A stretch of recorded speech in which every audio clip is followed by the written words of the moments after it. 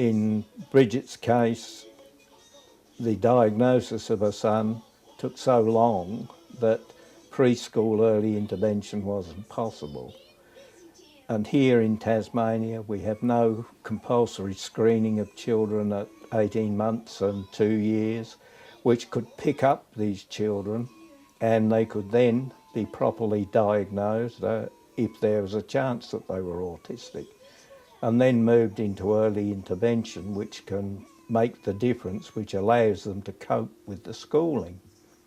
Ben's 7. On the 28th of April this year, 2010, I was told by his paediatrician, new paediatrician, that he was extremely autistic, also suffers from hypotonia and motor delay syndrome. Without early intervention, the schools actually make the violence of the children worse.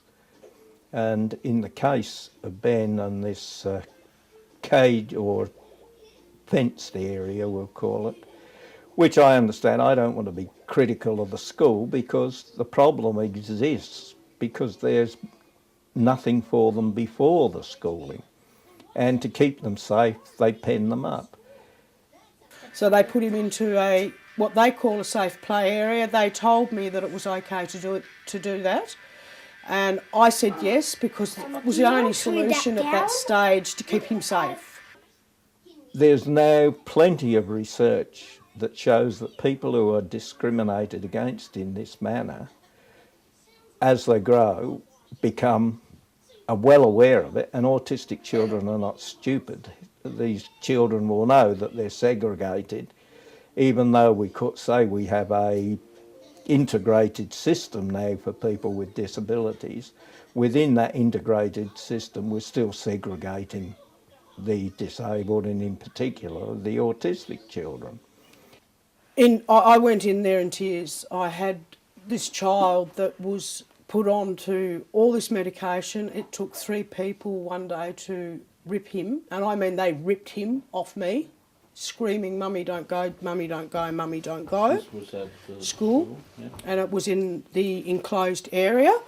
That anger at being different comes out in the home when the children attack family for sending them to these schools. In the end, I just removed him from school and said, that's it, he's not going.